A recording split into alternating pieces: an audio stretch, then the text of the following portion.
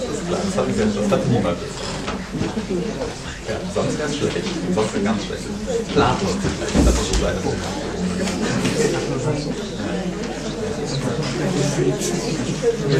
Genau, ja, man wollte.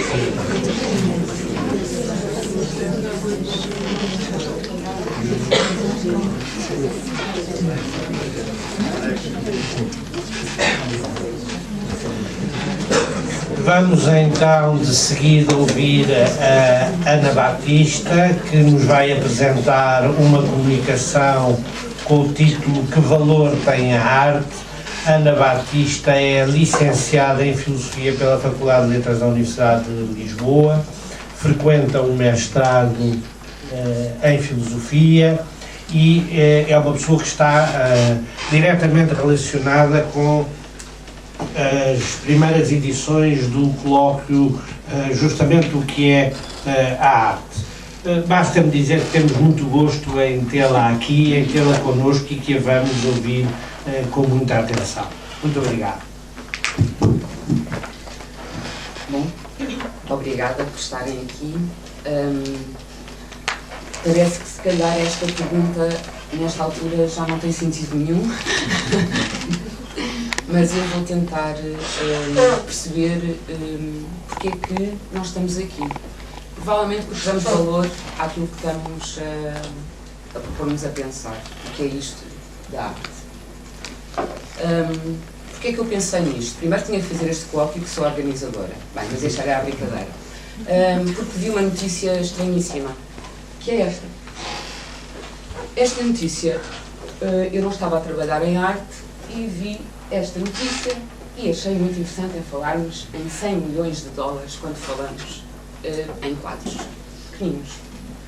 Então eu perguntei, mas bem, isto é o valor monetário que as obras de arte, algumas, atingiram nestes últimos anos. E eu pergunto-me porquê e porque é que nós aceitamos isto muito empático e sereno, como se fosse uma notícia de que simplesmente o leite subiu e até achamos extremamente atraente, e nós tivemos aqui no nosso país a situação melhor e que até nos agradou para não ligarmos nenhuma ao que é a arte. Então, os quadros que estão enumerados, eu vou passar só para ilustrar porque é que eu vou falar disto.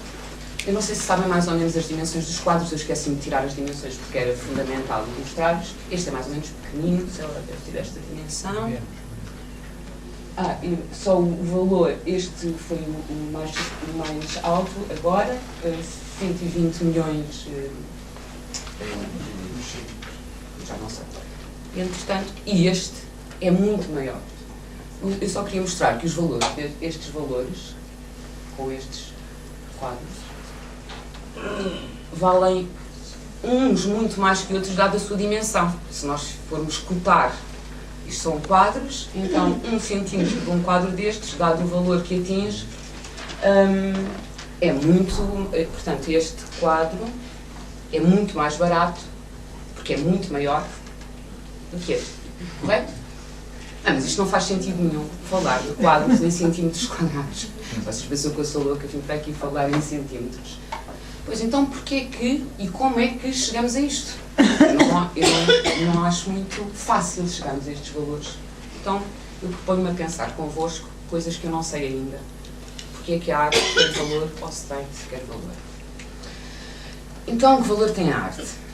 Primeiro, o que é que significa esta pergunta? É a pergunta que se associa de imediato quando eu me preparo para pensar se a arte tem algum valor. O que é que se quer dizer com valor associado à obra de arte? Como é que se atribui valor monetário, por exemplo, a uma obra de arte em particular e porquê? Quais são as propriedades de um objeto artístico? Quais são as propriedades que ele tem que ter para que valha aquilo que vale?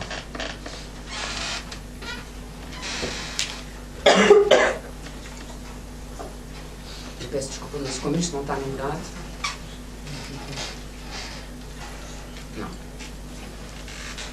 Então, nós vimos até no período da manhã e nas outras sessões dos colóquios o que é a arte, que há teorias que respondem a esta questão, nomeadamente dizendo quais as propriedades que fazem com que a obra de arte valha aquilo que vale.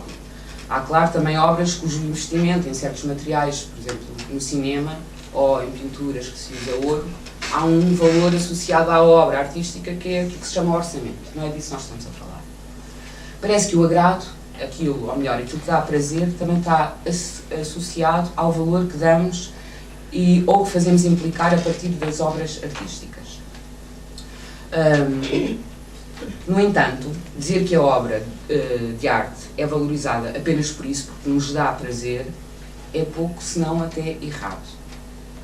No entanto, por exemplo, nós escolhemos coisas que nos dão prazer, e não ao contrário, portanto, então seria que a arte dá-nos algum prazer, mas nós não nos regozijamos com toda a arte ou todas as expressões artísticas, isso é um facto. É uma outra espécie de prazer. Talvez de uma qualidade ou de uma qualidade de prazer diferente ou superior em quantidade ou qualidade. Mas aqui não se trata, tanto quanto sei, de nós lermos o mesmo romance 1000 vezes e multiplicar o prazer que nós temos a ler esse romance. Provavelmente porque depois perde o interesse. Mas não é multiplicar o prazer com um objeto artístico. Parece-nos que a arte nos multiplica o prazer e a felicidade de estar na presença de objetos artísticos ao longo do tempo. E não pela quantidade exagerada de objetos artísticos que nos rodeiam. Parece que não há uma discordância, mesmo a pessoas que eventualmente não gostem de arte, em sabermos que até hoje nós valorizamos o ser humano, as sociedades, valorizamos a arte, a importância que a arte tem para a evolução do ser humano, para as sociedades, para a vida em geral. Atualmente existem seguros para obras de arte, como existem seguros para coisas que nós achamos valiosas. No caso de ocorrer a perca desse objeto ou dessa coisa, é suposto que o seguro, o valor monetário, cubra a perda de coisa valiosa. Mas o que é que torna a obra de arte merecedora dessa atenção e dessa avaliação? Collingwood, no seu livro Principles of Art, incorpora uma teoria normativa ou avaliativa da obra de arte, o que deve ser considerado como a verdadeira obra de arte. Aqui não se fala das obras de arte em geral. O que Collingwood quer dizer é: há uma verdadeira obra de arte e há outras obras de arte que não são as verdadeiras obras de arte. Porquê? Porque elas não são excluídas. O seu fim é que não é aquele que caracteriza a verdadeira obra de arte, que é expressar imaginativamente as emoções, no caso de Collingwood. Eles só não pertencem a essa categoria. Então eu pensei, então vamos pensar em 4 hipóteses. Eu só pensei em 4, se calhar há muito mais e podem ajudar-me a pensar nisto. Primeira hipótese, a arte não tem qualquer valor. Então, não sei porque é que estaríamos aqui. Ou, a arte tem um valor que o homem, perante o objeto artístico, lhe dá. Hipótese 3, a obra de arte tem um valor intrínseco que não depende da apreciação ou valoração que lhe é dada. A hipótese 4, a obra de arte tem umas X características que a tornam um objeto artístico, como a forma ou o objeto artístico expressa imaginativamente as emoções, ou a arte é uma forma simbólica, por exemplo. Mas o que é que faz serem valiosas é o facto de serem únicas e raras. Seria esta a característica a acrescentar. Então eu diria, concluía a partir da 4ª hipótese, que a raridade é a característica necessária e não suficiente para que uma obra de arte seja valorizada, ao contrário das cópias. Exemplo disso são as fotografias numeradas numa exposição. As numeradas têm valor, se não tiverem número, não têm valor, quase nenhum. Então, na hipótese 4, oferece-nos uma maior precisão e diz-nos o que é o valor associado à obra de arte. Então, a obra de arte vale monetariamente pela raridade e pela adequação à teoria que as instituições de promoção artística abraçam. Pode ser o mundo artístico, etc. Mas parece-me que se pode objetar que a esse facto deixava de fora as obras que esses eleitos, como os críticos, museologistas, curadores, etc., desconhecem e, ao mesmo tempo, promovem não mais do que o seu gosto e interesse. As obras de arte estão normalmente fora da norma e ganham o interesse do público restrito que se move a apreciar obras de arte pelo prazer que lhes proporciona. O prazer ou interesse que é gerado ou encontrado na apreciação estética de gosto dos objetos artísticos não tem que coincidir com o do criador. E aí o Leonel Moura provavelmente tem razão quando diz que é indiferente ter intencionalidade a criar, ou isso não interessa assim tanto, porque não tem que coincidir. Muitas teorias dizem isso. Não coincide porque, aliás, a maior parte dos artistas mente relativamente àquilo que faz e porquê. Não interessa muito revelar.